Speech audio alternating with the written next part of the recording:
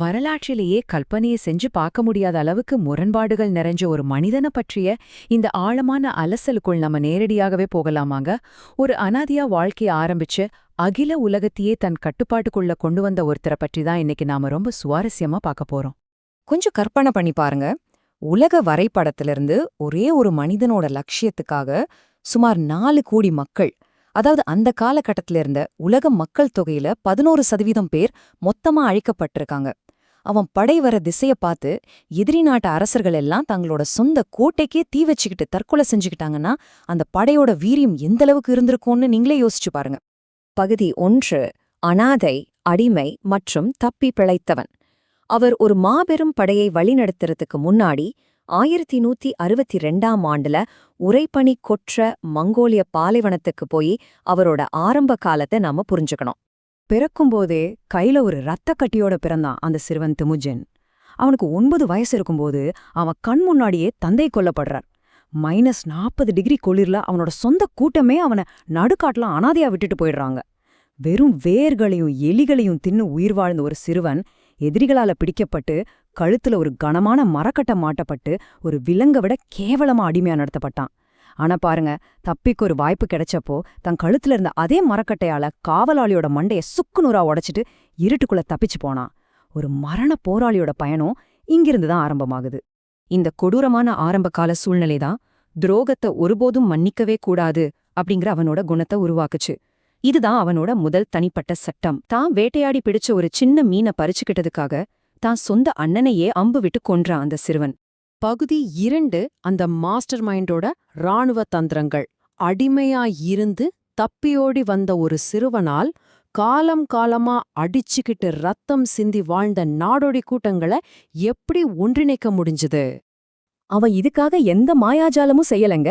ரத்த உறவை விட திறமைக்கு மட்டுமே அவன் முக்கியத்துவம் கொடுத்தான். ஒரு போர்க்களத்துல தன் குதிரையை கொன்ற அம்பை எய்து எதிரி நாட்டு வீரனை கொல்றதுக்கு பதிலா அவனோட அந்த துணிச்சலை பாராட்டி அவனையே தம் படையோட மாபெரும் தளபதியா ஆக்கினான். அவன்தான் புகழ்பெற்ற மங்கோலிய தளபதி ஜெபே. திறமை இருந்தா மட்டும்தான் பதவி அப்படிங்கிற இந்த முடிவு அவனோட இராணுவத்துக்கு ஒரு மிகப்பெரிய பலமா மாறுச்சு. அவனோட இரக்கமற்ற ஒரு மாஸ்டர் பிளானை இது நமக்கு தெளிவா காட்டுதுங்க. தன் படைய 10, 100, 1000 பேர் கொண்டு குழுக்களா பிரிச்சான். போர்க்களத்துல ஒரு 10 பேர் கொண்ட குழுவுல ஒருத்தன் பின்வாங்கினா கூட மீதி இருக்கிற 9 பேரோட தலையும் துண்டிக்கப்படும். ஒருவேளை அந்த 10 பேரும் பின்வாங்கினா அவங்களுக்கு மேல இருக்கிற 100 பேருக்கும் மரண தண்டனை தான். இந்த ஒற்றை சட்டம் அந்த படைய மரணத்தையே பார்த்து சிரிக்கிற ஒரு பயங்கரமான யந்திரமா மாத்துச்சு. அதே சமயம் யஸ்ஸா அப்படிங்கிற ஒரு இரும்பு சட்டத்தையும் அவன் கொண்டு வந்தான். இது பல நூற்றாண்டுகளா மங்கோலியர்களுக்குள்ள நடந்து வந்த இரத்த களரியை அப்படியே தடுத்து நிறுத்துச்சு. அது மட்டும் இல்லாம தனக்கு முழுமையான விசுவாசமா இருக்கணும்ல அவன் கடுமையா வற்புறுத்தினான். இப்படி எல்லாரையும் ஒன்றிணைச்சு 1206ஆம் ஆண்டு பிரபஞ்சத்தின் பேரரசனான செங்கிஸ்கானா முடிசூட்டப்பட்ட அந்த சிறுவன். பகுதி 3: முழுமையான பேரழிவு மற்றும் உளவியல் போர்முறை. மங்கோலியர்களை ஒன்றிணைச்சதுக்கு அப்புறமா அவனோட மாபெரும் மதிநுட்பம் வெளி உலகத்தை நோக்கி திரும்பிச்சு. சீன பெருஞ்சுவரை தகர்க்க முடியாதுன்னு தெரிஞ்சதும் அதை முழுவதுமா சுற்றி வளைச்சு பசியால சீன தலைநகர உள்ளிருந்தே அழிய செஞ்சான். ஆனா அவனுக்குள்ள தூங்கிக்கிட்டு இருந்த அந்த உண்மையான அரக்கனை தட்டி எழுப்புனது பாரசீக பேரரசுதான். அமைதியா வியாபாரம் செய்ய 450 வியாபாரிகளை அனுப்புறான் செங்கிஸ்கான். ஆனா அந்த ஆணவக்கார ஆளுநர் அவங்கள கொன்று விடுகிறார். விளக்கம் கேட்க 3 தூதர்களை அனுப்புறான். பாரசீக ராஜாவோ அந்த தூதுவர்களோட தலைய வெட்டி செங்கிஸ்கானுக்கே திருப்பி அனுப்புறான். அவ்வளவுதாங்க, நரகத்தின் கதவுகள் முழுமையா திறக்கப்பட்டன.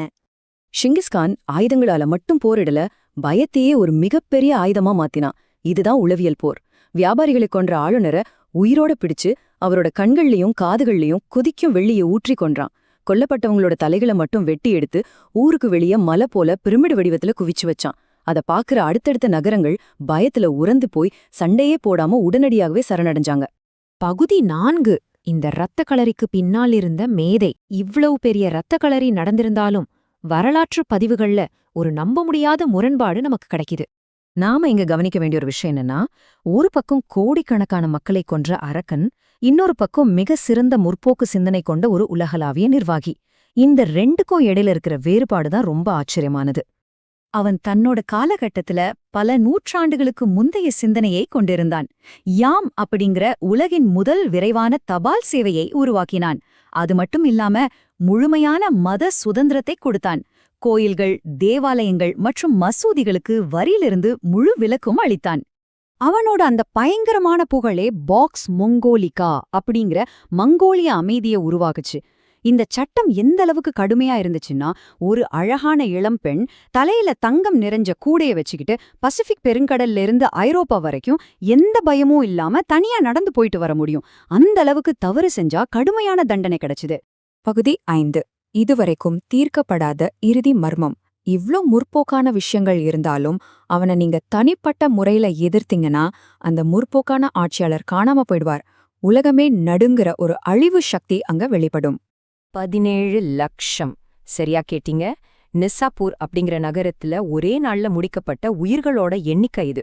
போர்க்களத்துல அவனுக்கு ரொம்ப பிடிச்ச மருமகன் கொல்லப்பட்டான் அப்படிங்கிற ஒரே காரணத்துக்காக அந்த நகரத்தையே சுடுகாடாக்க அவன் போட்ட அதிர்ச்சியோட்டும் உத்தரவுதான் இது.